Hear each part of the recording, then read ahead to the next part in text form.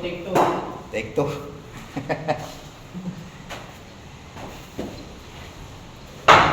Ayan mga idol, good morning. Lagyan natin ang ventilation tong ating tong lababo natin. Ito yung ventilation niya, ito dito. Ito na, kung napapansin niyo itong PVC ito number 254 inch. Ito yung nilalagyan natin ng kadugsong para sa ating ventilation. Ayan sa lababo natin. Diretso yan doon sa taas, sa rooftop. Para hindi umamoy sa lababo na galing sa septic tank. Ayan.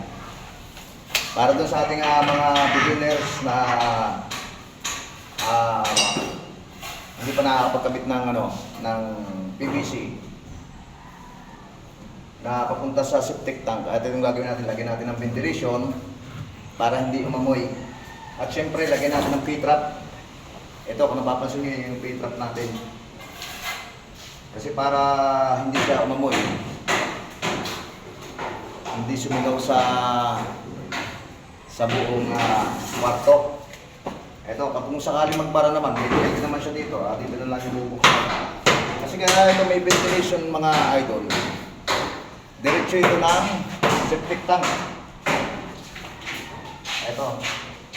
Iisa yung floor drain natin galing sa CR.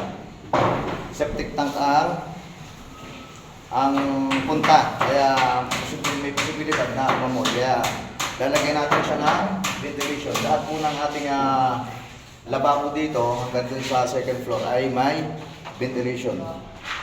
Importante po yun na kailangan huwag natin kalimutan yung ventilation kapag ang punta lahat ng tubig ay sa septic tank.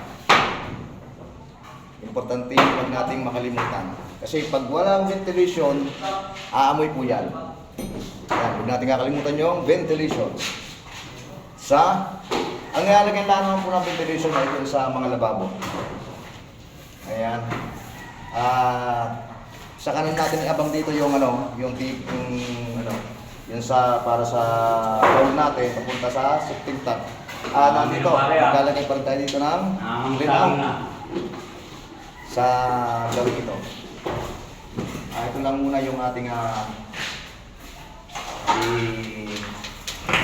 i-tutor sa ating mga beginners na hindi pa nakakagawa o nakakaranas maglagay ng mga ventilation, lalo na kung papunta sa septic tank. Kung wala naman, kung hindi naman didiretso sa tangke o kung sa negro yung inyong floor drain o yung nasa lababo, kung hindi diretso sa ginawa nyong tangke,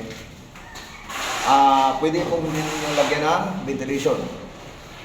Pero pag diretso naman sa sa tangke o septic tank, lalagyan nyo ng ventilation, importante. Ayan, lagyan na natin ang dugtungan natin.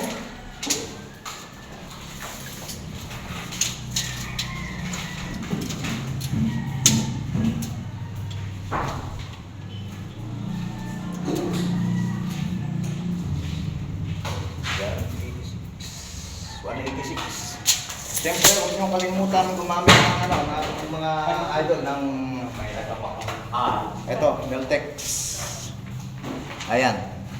Gagamit tayo nito, Neltex. Hindi pwedeng mawala ang Neltex o solvent. Nakalimutan ko ang aking sinusuwatan. Alright. Ito mga idol, yung ating papunta sa taas, yung ventilation natin para hindi umamoy. Importante po ito. Yung ventilation natin, huwag natin kalimutan kapag isang pupuntahan pagka safety tank.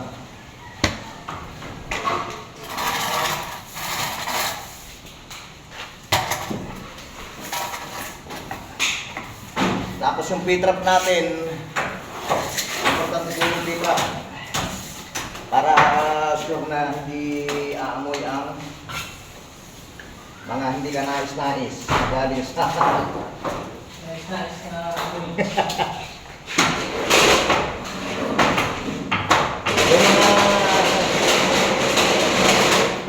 Yung mga tinatawag nating mangi-angi. Mangi-angi.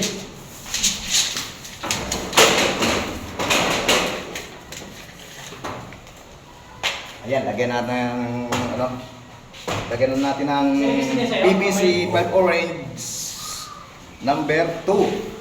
Ayan. Okay na yan, yung ating abang na natin kasi Saka natin yung mga men. Ayan o. So,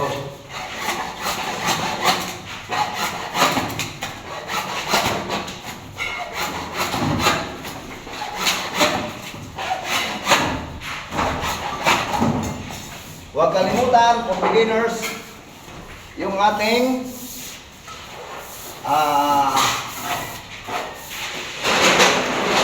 ventilation. Huwag kalimutan mo, bawain yung sabi sa break na. Break time na nga pala. Nangyari. Ito na yan, mga men. Ha? Ito na yan. Oo. Ayan mga idol. Ayun lang ang ating tututor muna ngayon sa ating mga beginners.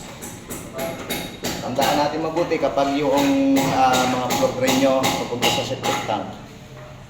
Wag po natin kalimutan yung ventilation. Ground floor man o second floor ang ating mga tayo ng ating mga lababo. Siyempre, huwag nyo kakalimutan yung pitra. Tsaka, importante nga pala nakalimutan ko mga idol yung yung ilalagay natin dito papunta sa ventilation Y. Y po ang ilalagay natin. Kasi pagka ang nilagay natin dyan yung L po, yung T. Ano ba yan? Dahil pagpatak ng tubig dun sa baba, papantay pa siya. Nakapantay pa siya. Paano kung hindi nagkamali kayo sa cleaving, hindi nyo na itaas. Ayari, may istak ng tubig yan. Kaya, Y po ang gagamitin natin. Ayan, kung makakasunod, Y. Y yung ating gagamitin sa papunta sa ventilation. Huwag buti. Ayan. At syempre, huwag nyo kakalimutan gumamit ng Nailtex.